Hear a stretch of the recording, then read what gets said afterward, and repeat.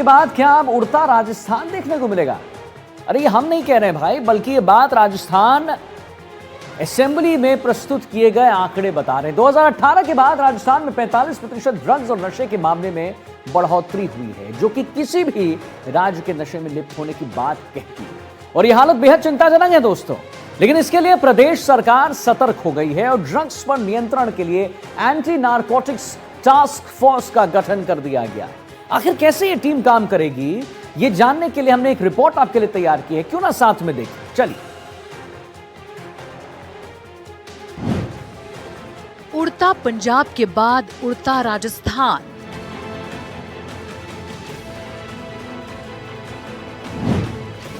Drugs पर नियंत्रण के लिए एंटी नारकोटिक्स टास्क फोर्स का गठन।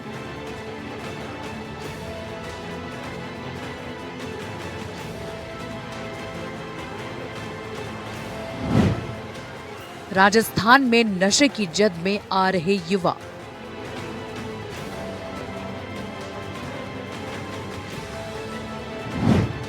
आखिर क्यों जरूरत पड़ी स्पेशल टास्क फोर्स की? अब तक हम सुनते आ रहे थे उड़ता पंजाब, लेकिन अब वो दिन दूर नहीं जब राजस्थान भी उड़ता राजस्थान के नाम से जाना जाने लगेगा। राजस्थान पर्यटन, व्यवसाय और अपनी संस्कृति के लिए दुनिया भर में मशहूर है, लेकिन अब धीरे धीरे ये राज्य भी नशे की चपेट में आता जा रहा है। प्रदेश की उत्तरी सीमा पंजाब से लगती है, साथ ही ये हरियाणा, गुजरात, महाराष्ट्र और पाकिस्तान की सीमा से भी लगता है। ऐसे में नशे के कारोबार का एक माध्यम बनना राजस्थान के लिए कोई बड़ी बात नहीं है। अक्सर हरियाणा निर्मित शराब गुजरात की तरफ जाने के लिए राजस्थान से ही होकर गुजरती है। इस कारोबार के मध्य में होने के कारण राजस्थान का प्रशासन अब सतर्क हो गया है और आने वाले समय में राजस्थान भी नशे की चपेट में ना आ जाए, इसके लिए राजस्थान पुलिस ने एक स्पेशल यूनिट बनाई है। ड्रग्स और नशे से निपटने के लिए स्पेशल यूनिट बनाई गई। एंटी नारकोटिक्स टास्क फोर्स का गठन हुआ। टास्क फोर्स का पहला बैच हुआ तैयार। टास्क फोर्स की जिम्मेदारी आईजी विकास कुमार को दिया गया। नए यूनिट में 350 लोगों का स्टाफ होगा। 80 लोगों की टीम का पहला बैच हो चुका है तैयार। एंटी नारकोटिक्स टास्क फोर्स में 18 चौकियां होंगी। हर चौकी में एएसआई, एसआई 2, कांस्टेबल 4 और ड्राइवर होंगे। ये जो खास तरह की चौकियां होंगी, ये सामान्य पुलिस थानों से अलग होंगी। ये जो खास टीम है वो जिलों के अलग अलग इलाके में तैनात होंगी और हर चौकी में एक एएसआई, 2 एसआई, 4 कांस्टेबल और एक ड्राइवर होंगे। साथ ही इन्हें कंप्यूटर लैब और लीगल एक्सपर्ट्स और इस फील्ड में काम करने वाले पेशेवर लोगों की सेवाएं भी ली जाएंगी। इसके अलावा इस स्पेशल हर चौकी पर मौके पर वाहन और बाइक उपलब्ध रहेगी, ताकि त्वरित कार्रवाई में किसी प्रकार की बाधा न पहुंचे। एंटी नारकोटिक्स टास्क फोर्स का गठन हो चुका है। पहला बैच तैयार है और राजस्थान पुलिस इसे लेकर मैदान में उतर रही है। एंटी नारकोटिक्स टास्क फोर्स के राजस्थान का भार आईजी विकास कुमार को दिया गया है और उनके पास पहले से ही एटीएस का चार्ज है। एनडीटीवी से खास बातचीत में उन्होंने बताया कि इस नए यूनिट में कुल 350 लोगों का स्टाफ होगा। इनमें से 80 लोगों का पहला बैच तैयार है। राजस्थान में ये एक बहुत बड़ी समस्या है और अब ये समय आ गया है कि इसके लिए डेडिकेटेड एक वर्टिकल हो पुलिस का, जो 24 घंटे और सिर्फ इन्हीं समस्याओं के बारे में सोचे समझे और कार्रवाई करे, और जो अलग अलग डिपार्टमेंट्स है गवर्नमेंट, उनके बीच में एक सिनर्जी पैदा करके और ऐसा माहौल बनाए जिससे ये युवाओं की इस समस्या पे प्रभावी रूप से अंकुश लगाए और इसका आने वाले समय में खात्मा कर दे, निर्मूल कर दे इनको। सर, इसमें अभी तक जो पुलिस का एक्शन होता था वो ड्रग पेडलर को पकड़ना इतना तक होता था। अब आगे कितना इसमें, मतलब जो अब जो टास्क दिया गया है इस टास्क फोर्स में, उसमें क्या क्या बिंदुओं पे ये काम करेगा?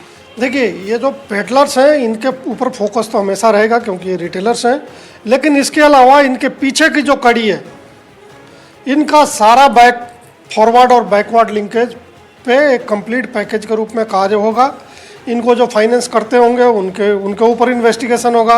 इनको जो बड़े लेवल पे सप्लाई कर रहे हैं उनका इन्वेस्टिगेशन होगा, और जो अलग अलग इंटर स्टेट या इवन अक्रॉस द बॉर्डर जो लिंकेजेज है उसको भी आइडेंटिफाई करके और उनको न्यूट्रलाइज करने की पूरी आने वाले टाइम में हम लोग प्रयास करेंगे। विकास कुमार ने बताया कि एंटी नारकोटिक्स टास्क फोर्स में शामिल होने के लिए पुलिस से ही जवान चुने गए हैं, लेकिन इन्हें हैंड पिक किया गया है। इनका करियर रिकॉर्ड खंगाला गया है और खुफिया तरीके से इनकी ईमानदारी और काम के प्रति निष्ठा का भी एक बैकग्राउंड चेक करवाया गया है। इसके बाद 3 अफसरों का बोर्ड बैठा, जिसने चयनित पुलिस कर्मियों का इंटरव्यू लिया। तो इस तरह से एंटी नारकोटिक्स टास्क फोर्स में दाखिला लेने के लिए लोगों को चुना गया है। पुलिस की ट्रेनिंग के अलावा एंटी नारकोटिक्स टास्क फोर्स को ड्रग्स का चयन और पहचान करना, एरिया के ड्रग्स डीलर्स का डेटाबेस तैयार करना और कानून की पेचीदगियों पर भी खास प्रशिक्षण इन्हें दिया गया है। एडीजी वीके सिंह ने एनडीटीवी को बताया कि पुलिस अब तक ड्रग्स और नशीले पदार्थों की सप्लाई पर ही काम करती थी, लेकिन अब इसे जड़ से कैसे खत्म किया जाए, इस पर भी काम किया जाएगा। मेजर ड्रग्स का सप्लाई है ओपीएम छोड़ के हमारे यहाँ, इवन ओपीएम में भी तो इंटरस्टेट बहुत ज़्यादा ये समस्या है। जो डोडा पोस्ट है वो बाहर से आ रहा है, अफीम, स्मैक, ये सब बाहर से आ रहे हैं। सिंथेटिक ड्रग्स या बहुत सारे जो प्रिकर्सर केमिकल्स हैं जो सिंथेटिक ड्रग्स बनते हैं वो सब बाहर से आ रहे हैं। रिसेंट पास में बहुत सारी जो सिंथेटिक ड्रग्स की फैक्ट्रियाँ हैं वो पकड़ी गई हैं। तो मैं मानता हूँ कि अब यह बहुत ज़रूरी था और बहुत सही समय पर सरकार ने निर्णय लेके ये गठन की घोषणा तो पहले कर दी थी, लेकिन अभी एक कंप्लीट फोर्स के रूप में एक उठ खड़ी हो रही है। अब लोग आ रहे हैं, उनका प्रशिक्षण चल रहा है और आज पहले बैच का प्रशिक्षण का समापन है। ये पूरे राजस्थान में अलग अलग चौकियों में जाके और ये कार्य शीघ्र प्रारंभ करेंगे। सर कितनी चौकियाँ होंगी इसमें और कितने मैन पावर होगा इसका? देखिए, जो चौकियां हैं वो टोटल 18 हैं जो अक्रॉस द स्टेट अलग अलग डिस्ट्रिक्ट्स को मिला के एक चौकियां दी गई हैं। और जहां ये डेंसिटी बहुत, जब प्रॉब्लम की इंटेंसिटी ज़्यादा है वहाँ एक ज़िले के ऊपर भी एक चौकी, जैसे जालौर में एक चौकी है, बाड़मेर में चौकी है, जोधपुर में चौकी है, जयपुर में चौकी है, इसी तरह अलग अलग जगह से चौकियाँ हैं। और चौकी में लगभग 18-20 लोगों का जाब्ता रहेगा जो इसकी पूरी काम को वहाँ संभालेगा। रिकॉर्ड कीपिंग है, रिकॉर्ड बनाना है, जो ज़िले हैं उनसे कोऑर्डिनेशन का काम है, जनता में प्रचार प्रसार का काम है, उनको मोटिवेट करने का काम है, तरह तरह के प्रिवेंटिव, प्यूनिटिव, इंटेलिजेंस और सभी तरह की गतिविधियों में शामिल होंगे।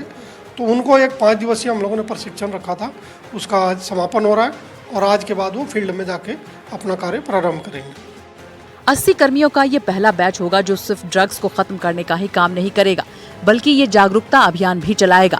बात करें राजस्थान में किस प्रकार के नशे का चलन है, तो आपको बता दें कि राजस्थान में 5 किस्म के ड्रग्स चलन में हैं। अफीम, डोडा, गांजा, हेरोइन और एमडी की मांग है। एमडी एक सिंथेटिक ड्रग्स है। अफीम की खेती के जरिए भी नशा फैलता है। पंजाब, हरियाणा निर्मित नशीले पदार्थ मिलते हैं। मणिपुर, म्यांमार के जरिए बड़े पैमाने पर ड्रग्स की एंट्री होती है।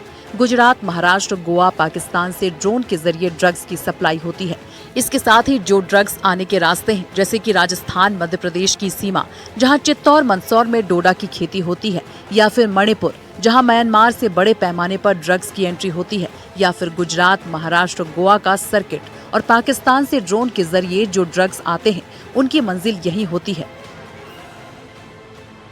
पंजाब तक पहुंचते हुए इन सब रास्तों पर निगरानी कसी जाएगी। राजस्थान असेंबली में प्रस्तुत किए गए आंकड़े चिंताजनक हैं।